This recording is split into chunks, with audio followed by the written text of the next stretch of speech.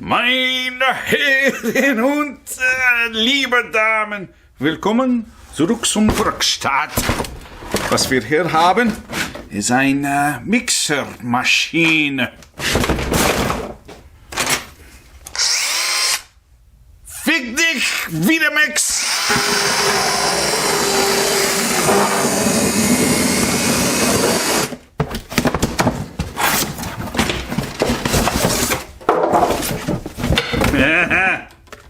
Oh, I already used this fucking thing. I thought it was brand new. Son of a diddly. Oh, it's like a time machine. Oh, look. A real sparkly tear. I had forgotten all about this. Fuck me.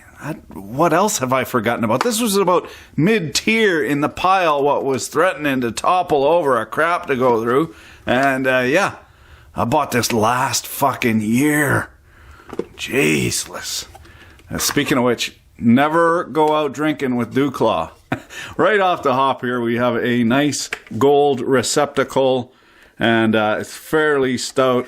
Appears to be polycarbonate plastic, very, very impact resistant. However, Sir James's device, the old $500 blow jobber, did put her in the worse for wear category. Quite stout. I think it's got some electricals in there. I really like this. The retention clips. What for holding the cord, it sticks into the pixie receptacle in yonder wall.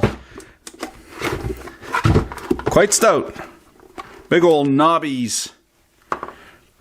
And I'm just trying to see how to get in here now.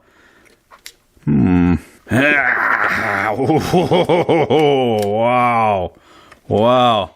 Since Juicero's untimely, or rather timely demise, this appears to be the last of the Skookum consumer goods. Juicero, of course, was that squeezy press for fresh squeezed Capri Sun sacks. I did a video on and made right fun of them, and then they went tits up on account of me, of course. Also, guys are saying you can get a refund. Fuck that, you can't get a refund. Bullshit. So I tried to get a refund out of them. What they do is they make you hoop through some jumps, fill out a whole bunch of who's your firstborn and stuff, what kind of information we can sell to the next guys who buy us out. There ain't no fucking refunds. Now, I haven't found one person what's got a refund out of them greasy motherfuckers. So put that out of your mind. There is no refund. That's a red herring. That is. Now, let's get into something decent. This looks fucking skookum as hell. Look at this squirrel cage blower. So this is a blower fan, and it's metal. Look at the size of the length and girth of those brushes. The silicon steel laminate. Like, look at the meat on that, man.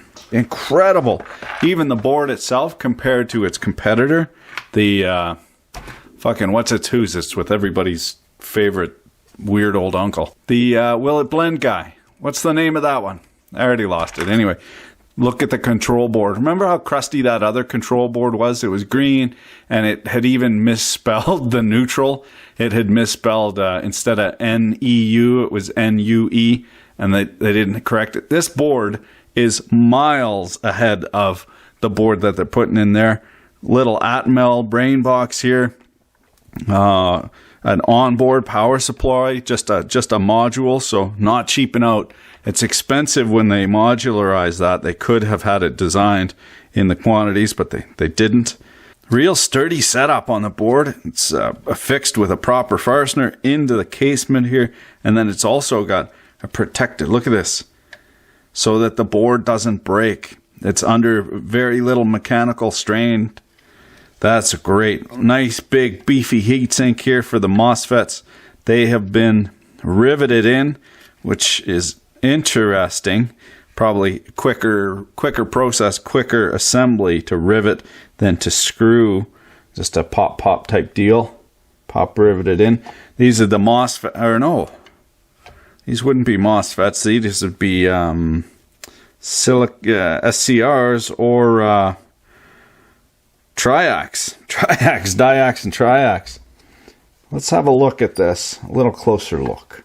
As I said, this is a nifty little board, not crusty at all. 18 volts out, 105 milliamps. Now this brain box, this Atmel brain box, would not run on that 18 volts. So there has to be a linear regulator in here somewhere in order for this to do its thing. And then very likely 18 volts to all the switches and selectors and so forth. Now these guys, these are the brawn of the operation. These actually switch the voltage for the motor. So these are getting 120 volts. And they're handling, according to the nameplate, something like 12 amps. These are triacs. They're transistors. As we see, we got two of them. But they control, as opposed to a MOSFET that only works for DC, direct current, triacs control AC. And we need two of them because as opposed to a real crusty design, what only does 1/2 of the waveform, these do both halves. So at 0, it comes up and you get some voltage, and then whatever this fires at, you get proportionally. How do I put that? It's got to do with just fucking magic. Now we got all kinds of wires in here, most of them to the switches and the potentiometer here to select the speed, but also to the motor, power to the motor, also some signaling. Three leads. So there's a Hall effect sensor in here, and that Hall effect sensor is detecting a magnetic field, and that magnetic field is provided by 2 neodymium magnets affixed to the shaft of the armature. So as this spins, it wipes past here, gives a signal into there. What's the confuser do with that signal? It compares it to what the speed should be according to this potentiometer. Whatever the operator sets this potentiometer at, it knows, okay, I should be seeing this many pulses from here. And then what it does is it varies the amount of time it fires these triacs in order to coincide with the correct speed. If it's overspeeding, then it throttles these triacs down, gives the motor a little less voltage until it's at steady state, equilibrium. It'd be interesting to see how closely controlled this is. This is a brushed universal motor, universal in that it will run off AC or DC, direct current. So if you find yourself in a dilly of a pickle, you're just gagging for sliding a smoothie down your throat hole, then you could hook it up to a bunch of seriesed up car batteries and get your fix that way. Alternatively, of course, is just stick it in the wall socket and it'll work. I don't think it'll work on DC for the electronicals, but if you just put the leads here and here, if you got to, you just put your jumper leads here and here, give her about 48 volts, and she'll go like a alarmed hominid. The motor leads EPDM, very nice coated conductors, but then the signaling wires are all mixed in over here, so pretty crusty that way. And then we have dreaded zap straps holding it all together, which is really, really crusty. The motor windings, just flapping in the breeze. Not that great. Not impressed with that. That's very chintzy. Very, very chintzy. You can see here we have a thermostatic fuse. If this thing craps out, first choice, if you don't smell smoke, if you don't got to run for your life, your first option is to have a look at that. Get the numbers off it. Buy one online for $1 and replace it. See if that fixes it. But this, just bog standard zap straps holding it all together. Fail. The upper casement appears to be ABS. Got that look about her. And the bottom a little bit stiffer. Got some glass fiber in there. Probably polycarbonate and ABS blend. So quite a bit more expensive material. So that's a good thing. Overall, for a consumer good kitchen gadget, this is extremely well built. We see some hideously poorly built devices in your wife's kitchen. For whatever reason, just underbuilt and crustily manufactured. Anything in the kitchen is essentially made to be thrown away in about 6 to 8 months of heavy use. It was a painless reassembly. not particularly well fitted, but the design is such it doesn't need to interface perfectly, and it still looks decent. So it went together nice. That's a mark of quality as well. When it comes apart and it doesn't go back together proper, it's because all the casement and everything is kind of sprung, so it only fits the one time.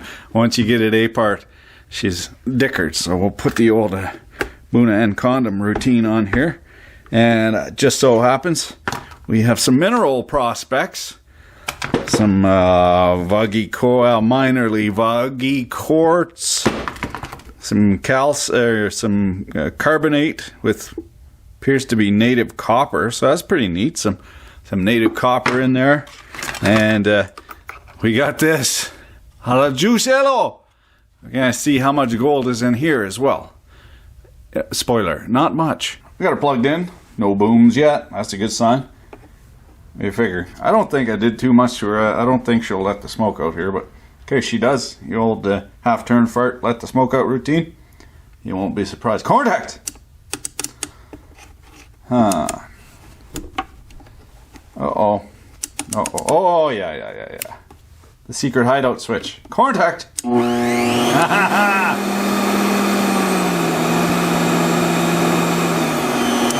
Oh, that's very nice, actually. Did you notice that there's no hunting up and down, up and down? A lot of times with those triac controls that are real crappy controls, there's hunting. There's about a 200 or 300 ripple hunt there. Okay, let's get with this. Fucking, what are we doing here? We're gonna crush some shit, and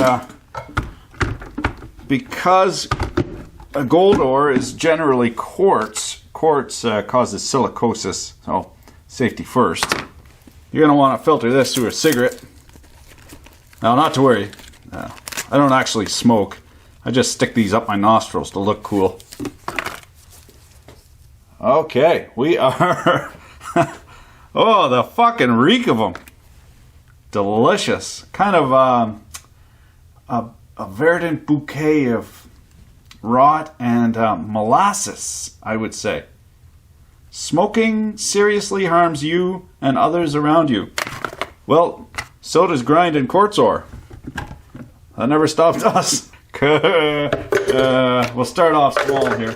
Oh, that looks like a nice one. Hey, nice and vuggy. Oh, get in the fucking frame. Frame, you fuck! What the fuck? How does this even fucking work? Oh, that way. Okay. Okay, let's give her a full chooch here. Maybe this is temporary. I don't know which one's which. Holy fuck. This thing's...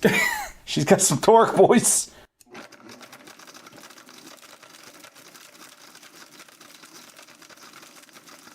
Not teabag. Not teabag. Pardon my vertical village here while we just check the ampacity on the kilowatt. Oh, for fuck's sakes. Focus, you fuck! Sorry, you goo. Contact.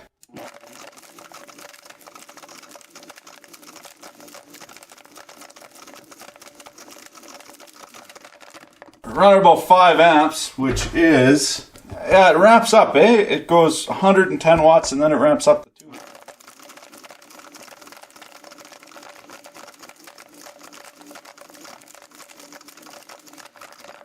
It's kind of all over the place, but...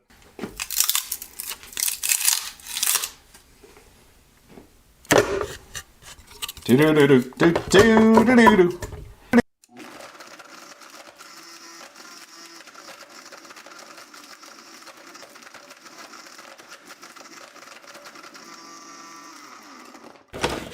This looks like a job for Black Mamba. I frequently hear my wife saying that. I generally leave the room at that point. My job being done and so forth. Alright, that's long enough. We don't want to overgrind. You never want to overgrind. You never recover your gold that way. It's too small. Oh yeah. That's the good stuff there. It's not real good at blending printed circuit boards. Thumbs down on that. Didn't even get the Meanwhile power supply. Not teabag it rocks, really. The secret is it takes tiny bites. And not real good at recovering copper wire. Well, let's see how much gold we got. I'm gonna let you in on a little secret here. The trick in the dick of getting lots of gold in your pan is to start out with a real good gold ore. You see lots of beautiful nuggets in there. If you have a look at that, there's all kinds of gold specks floating right on the water there. That's what happens. The charge, electronegativity charge, and it gets all daddy-wampus, and then the gold floats. I know you didn't think gold could float, but it does. So there you have it.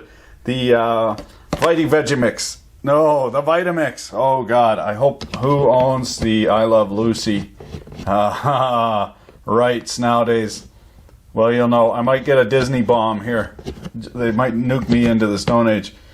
The Vitamix mixer. Skookum fucking choocher. Wow. Incredible. Chewed up gold ore like it weren't no thing. Thanks for watching. Keep your dick in a vice.